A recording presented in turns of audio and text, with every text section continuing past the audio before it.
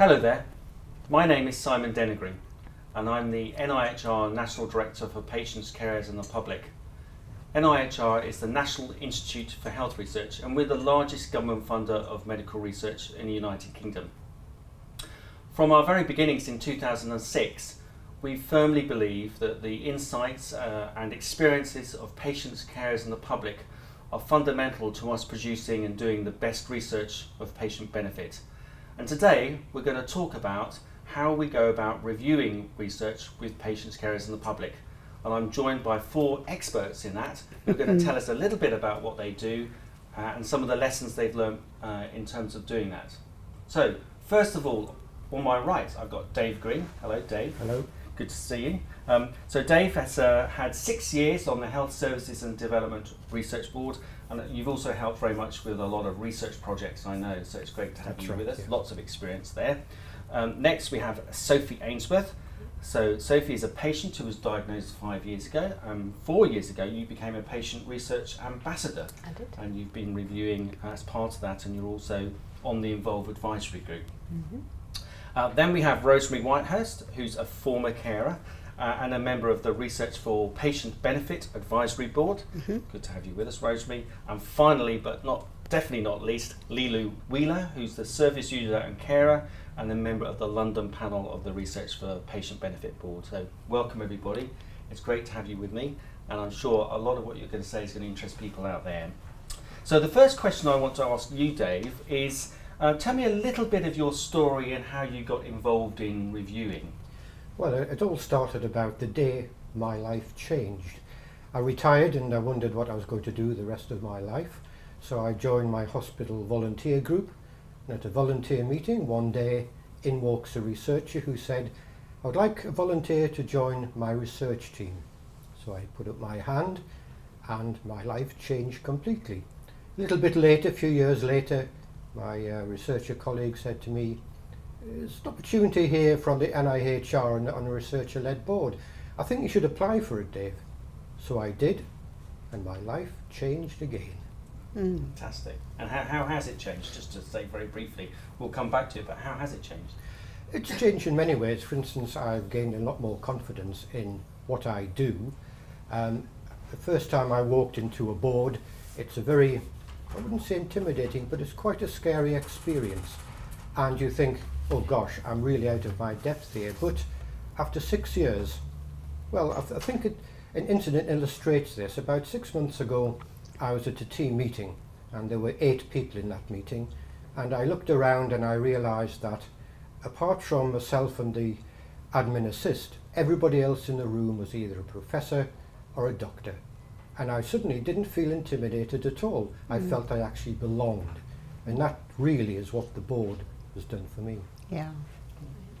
So, Sophie, can you tell us a bit about your story? Because you became a patient 5 years ago, and then quite rapidly you became a patient research ambassador. So that wouldn't be a thing that perhaps a lot of people would immediately think about doing after becoming a patient, would they? Yeah, I just kind of stumbled into it really. Obviously, no one chooses to be ill. So when I was 14, I suddenly got diagnosed with lupus and had this huge, big, scary experience happening, to someone who was just a teenager at the time. And I soon got involved with a research project that was going on within the hospital. I was part of a study itself, and my doctors in the rheumatology team over at Alder Hay were fantastic and invited me to a huge big meeting where they were celebrating 10 years of this study. And that kind of opened up the world of research for me. I got to talk to researchers, I got to see some amazing work that was being done, and I felt like I was contributing and being valued. And so from that, I got involved with the patient and public involvement team over at the hospital and became a patient research ambassador, and that's allowed me to take part in other studies in an advisory kind of role and take on a lot of other projects and even lead on some things as well, which has been really exciting. And for me, it's a huge big part of having my condition. I feel like I'm making a bit of a difference to something. Without research that happened before, I know that I wouldn't be in the position I am now, I wouldn't be as healthy as I am now, and so I really want to help improve things even more and have my voice be heard within that process. Thank you very much. So Rosemary, you come from a slightly different perspective as a former carer, so tell us a little bit about your story. Well, I'd been caring for a number of years for my mother, who was severely disabled following a stroke. I was also working locally with local carers, trying to understand what the issues were for them and campaigning to get better services. A friend who was already doing some reviewing for NIHR, we'd met in the course of the work that I was doing, and she said that she thought my experience would be valuable, and that I would find it interesting, and there were more projects coming up that had a social care element. Right. And so she said, I'm sure you would enjoy it. Why don't you have a go? So I did, and I started off reviewing.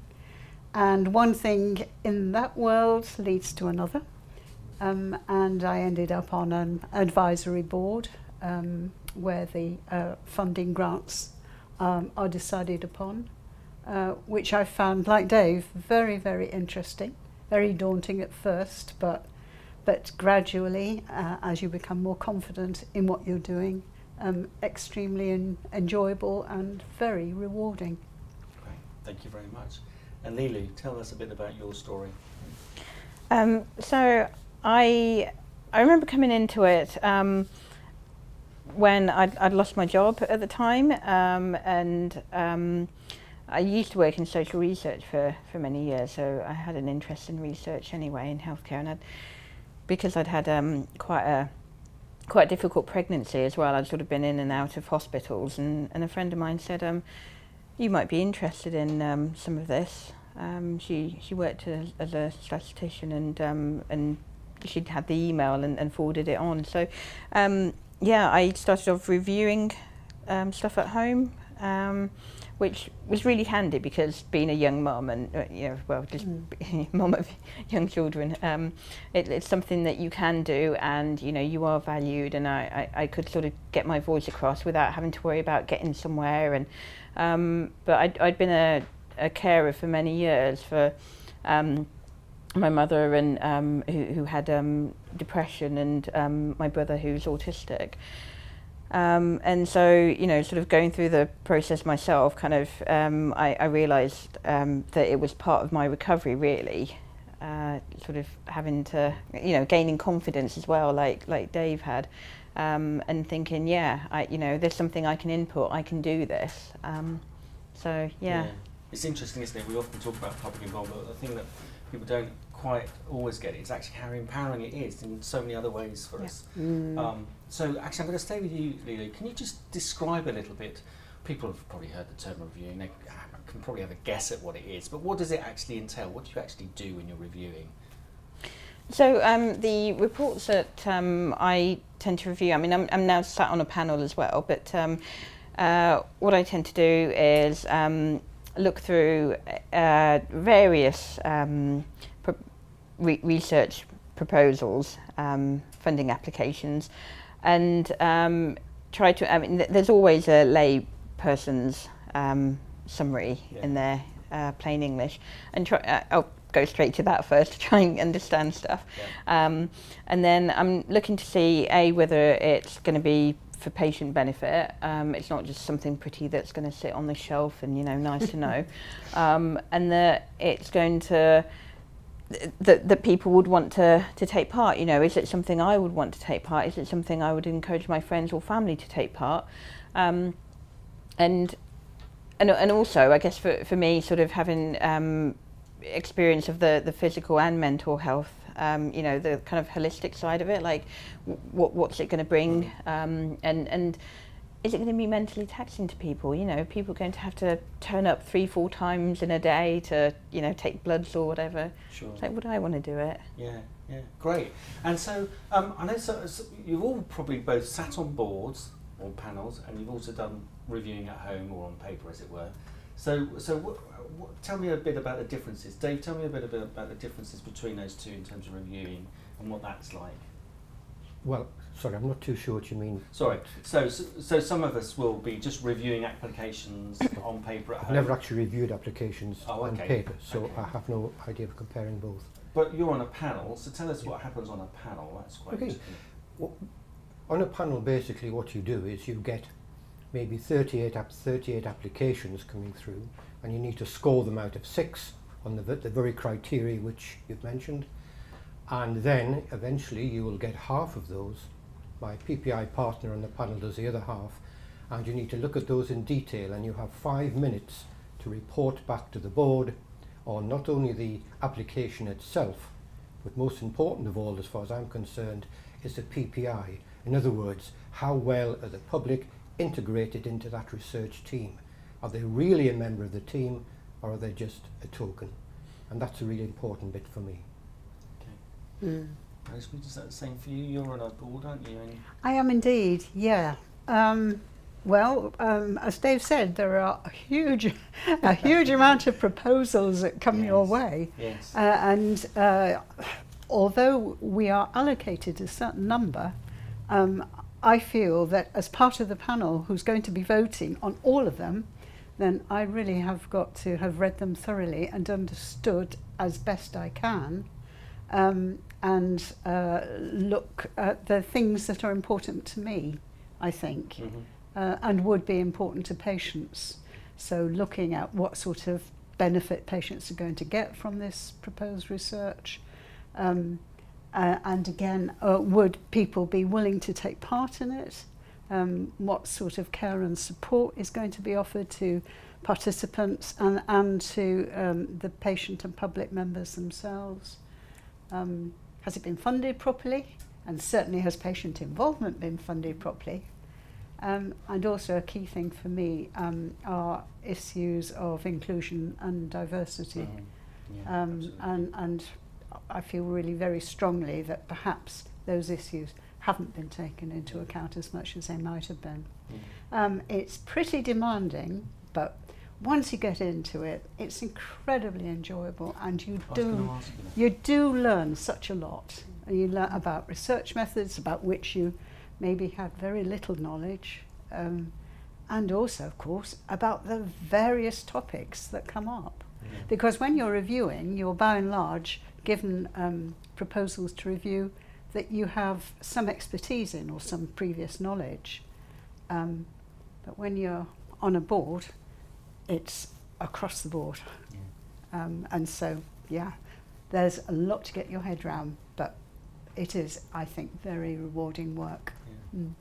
Is that the same for you, Sophie? Do you find it rewarding? Yeah, there's so much to learn, and I feel like it gives you, being involved in research gives you a perspective that most people wouldn't generally come across. It's something that I never thought I'd be involved with before I became ill. And for me, it became a big part of kind of coping with my illness and, you know, feeling like I'm making a difference, but also learning and empowering myself, being able to use my own voice.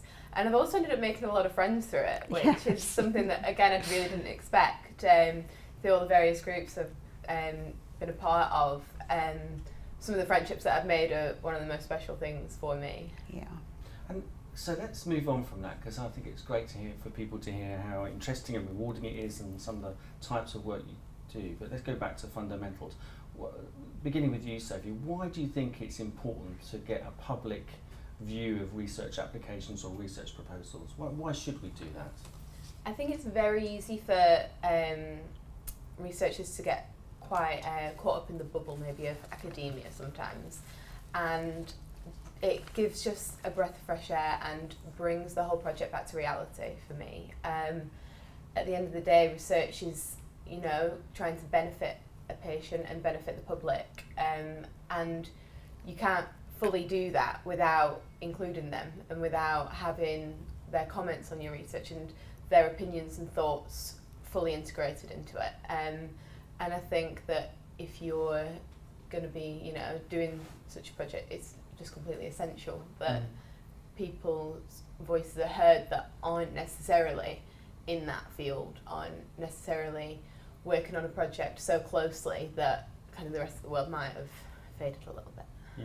Is that the same for you, Lilo? Yeah, I think for me also, I mean, you know, Rosemary, you touched on kind of inclusion and diversity and stuff. I'm very much aware that, you know, in the research field and, you know, it's very much difficult to get certain groups to take part in research. And added to that, certain illnesses and certainly long-term conditions are impacted by people from certain backgrounds as well. And so, you know, I kind of feel like it's a duty to sort of ensure that that voice kind of gets across and, you know, sort of people have kind of sort of known and, you know, the sort of taken account of social economic backgrounds and things like that. So yeah, I think it's, you know, yeah, certainly more important for me to make sure that comes across. Yeah. Rosemary, Dave, anything to add to that? Yes, there's an old cliche, nothing about us without us. Yeah. Absolutely. And we're all part of us, so Yeah. nothing about us in the research field unless we have a say in what happens. Because what happens in research actually happens to us.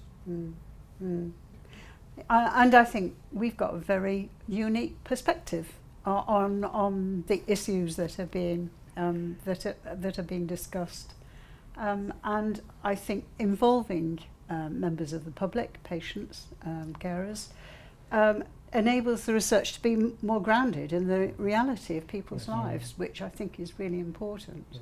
I think it's more likely to lead to research that is done better and has a greater impact.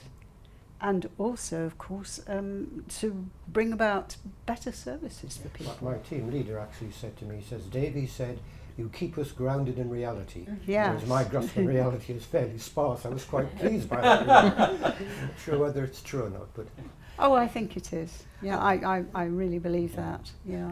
This is a little bit of an unfair question because you didn't know I was going to ask this, but can you think of an example in your experience, in all your reviewing experience, where you think, oh, I've really made a difference to that application, or you said something and people around the table have said, oh wow, we would never have looked at it like that.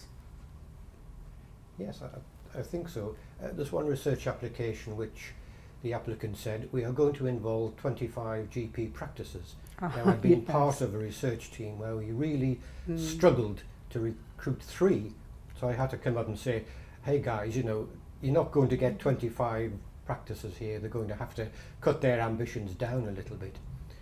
There's another something which I'm quite proud of actually, is one researcher on the board actually said, oh, the PPI actually is quite good on this application. And when it came to my turn to speak, I had to say, I'm sorry, but the PPI in this application is actually extremely bad. This is what's wrong with it, and this is what you need to do to put it right. And I felt a glow of satisfaction. No. So you should. I felt that. So you should. Has anybody else got any? Oh, I think probably all of us have that very strong focus on. You think the PPI is good, we don't think it is. And what's more, the number of hours that you've allocated to it and the amount of money you've allocated to it demonstrates that it's not going to be very good at all. I think so. I think it's when researchers are wanting to do research on older people with complex conditions. And very often they've forgotten that these older people, in order to take part in this research, are probably going to be needing to be accompanied by a carer or a significant other. They haven't really thought at all how that other person, the carer, is going to be supported and enabled to do that. Yeah. And also where they're doing research in an area that's got a lot of people for whom English is not their first language, and they've neglected to provide interpreter or translation services. And I've noticed that the need to point that out quite a few times, actually. Yeah. I think the problem with age is something that I've maybe seen from the other side in terms of researchers working young with young people and children. Maybe it seems like people prefer to work with 25 to 60-year-olds and no one sort of above or below. But there's definitely problems with talking to young people in general. People either underestimate what they can do or completely overestimate it. And I think finding that balance is something that a lot of researchers have maybe struggled with. And a lot of sort of the young persons advisory groups around the country have been really useful in that context, in questioning researchers when they're, you know, trying to simplify things a bit too much, and, you know, really bringing up questions that I think researchers are often quite surprised about, and quite surprised that young people are so engaged and know so much, and it's something that maybe researchers don't quite expect, and finding that balance. I suppose the same with, you know, making changes for older people. It definitely needs to be made for younger people too. It's something that I think is really important. Yeah. I think for me, where it's sort of made more impact is where people have kind of said someone's not going to be as interested in something, or, you know, the expectations haven't been as high there. So other people have said, no, this research, you know, it probably wouldn't work, and actually, you know, you're sort of able to turn around and say from your experience that has happened. You know, people are still interested in physical exercise or whatever. It's not that, you know, they can't do this 3 times in a week, or and you know, being able to give examples of people you've worked with, or your own experiences, kind of helps to validate that. Absolutely. Yeah. Public involvement is very much about making good research happen, not about standing in its way, is it? Yeah, so, absolutely.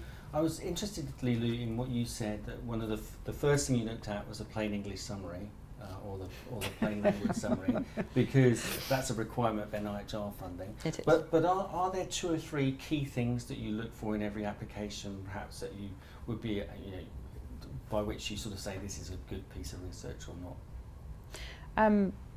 So I get one of the things, I mean, obviously the people participation bit is important, but kind of who they've got on that as well. I tended to find that some applications will go for an expert in the area, because they can sort of, you know, so it could be say it's for around cancer, you know, oh, there's a colleague that works down the corridor, you know, we'll have them in.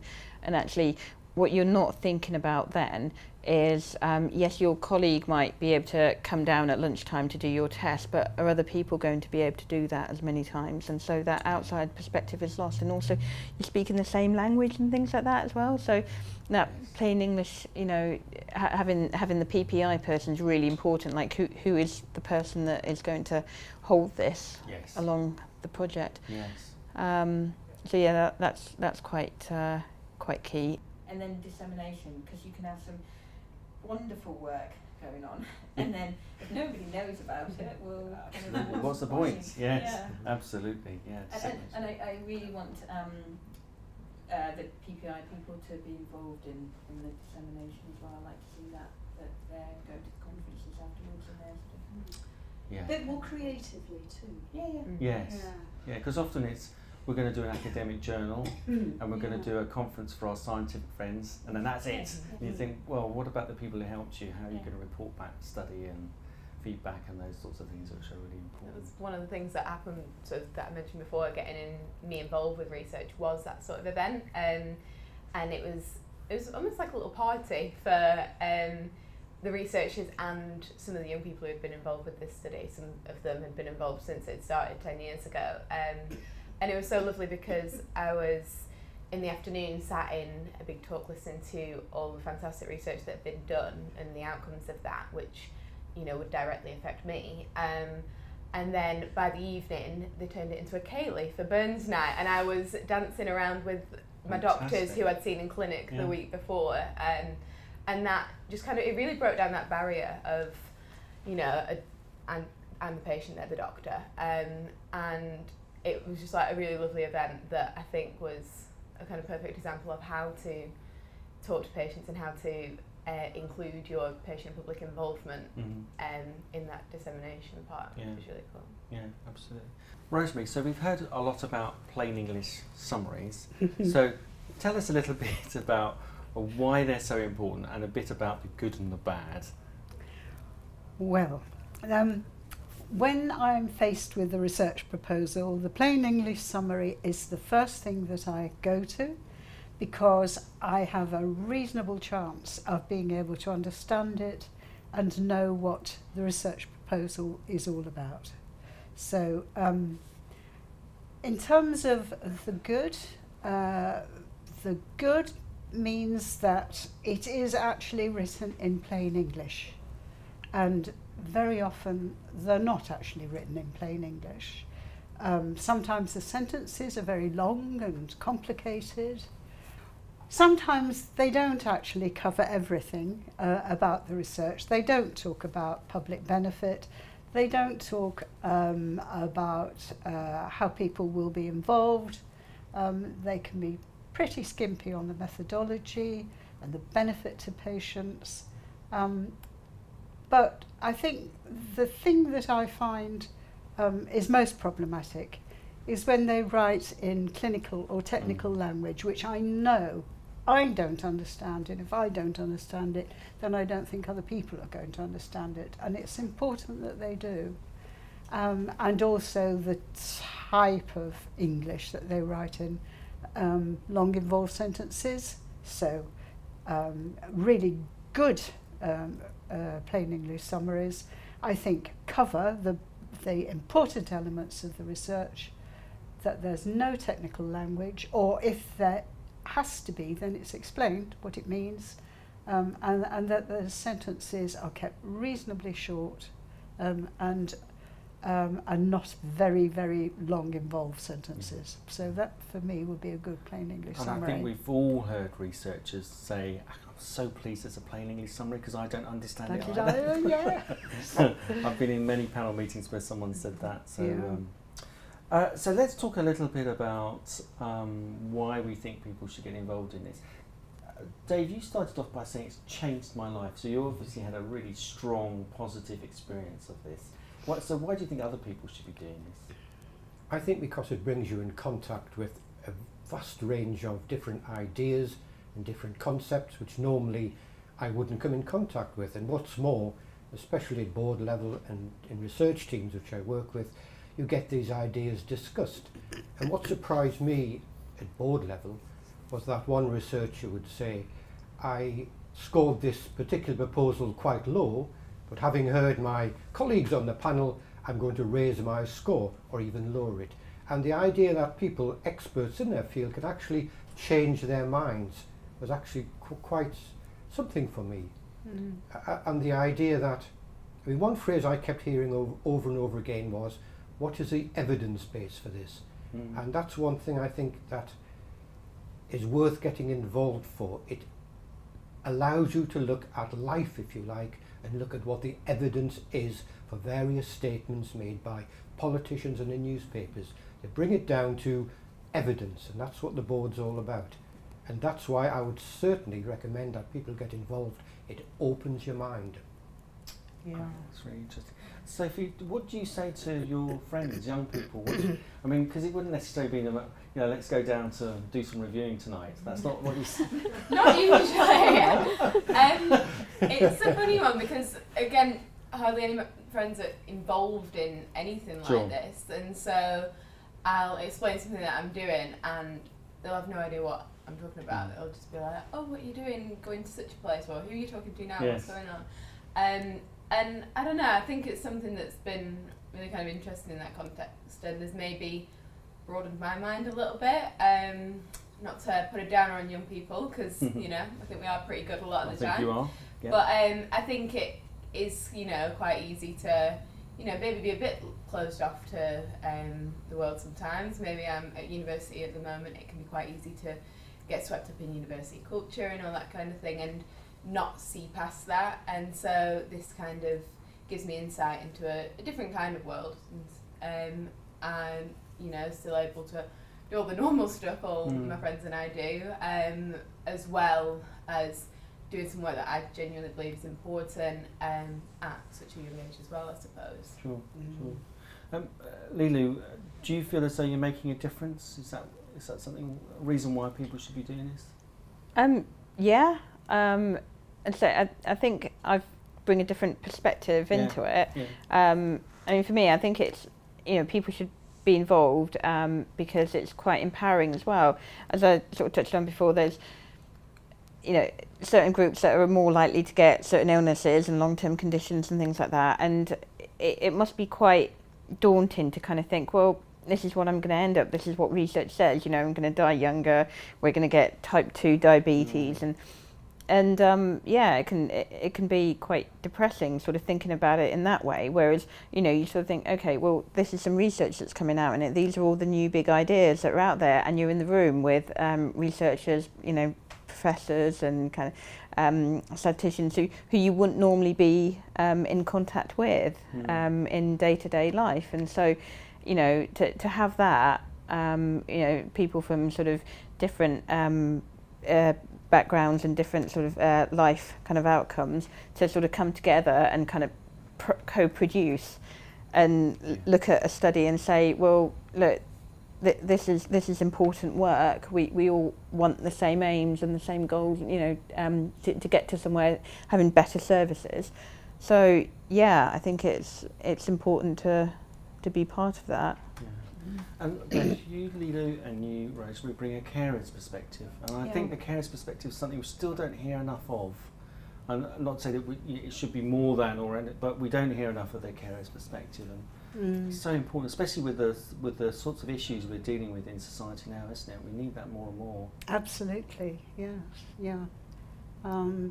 Yeah, I in the 10 years that I was caring, I found that my mother went through a whole range of health and social care services, and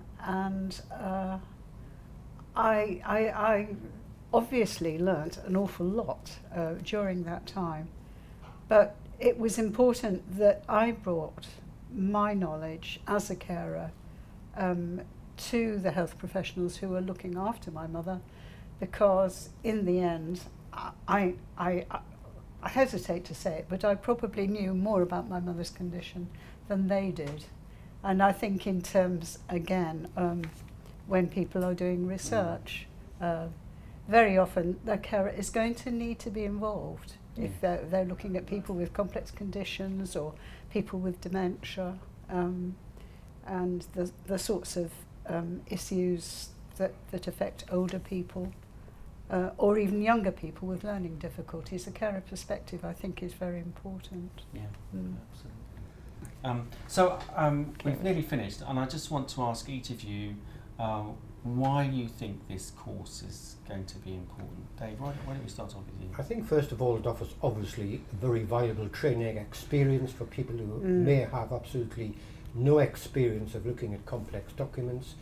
But I think secondly it sets a model of what we should be looking at. It sets a standard, and I think that's very, very important. Sophie?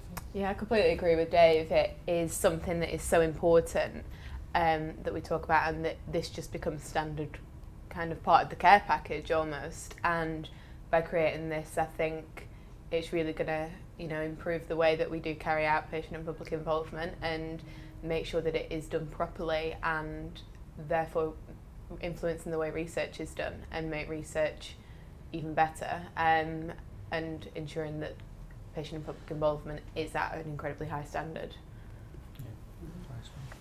Well, certainly when I first started reviewing research proposals, I would have found this course absolutely wonderful as a way to help me to understand what was expected of me, what made a good review, and what good research looked like. And I would have welcomed it with open arms. And I'm still finding it. I'm still finding of what I've seen of the course already, because I've had a look at the modules, and I think it's going to be really helpful for me as a panel member as well. Well, hopefully it'll encourage more people to take part and become panel members as well. I think it will. Hopefully less dropout rate as well from people if we get this right. Yeah, So, absolutely agree. Yeah. Great. So there we are, everybody. Thank you to Lulu, Rosemary, Dave, and Sophie. We've learnt a lot about the arts of reviewing and research, and I know that without people like my guests today, we wouldn't be producing good research. So thanks to them, and thanks for listening, and we hope you'll be reviewing in the future for NIHR. Bye bye.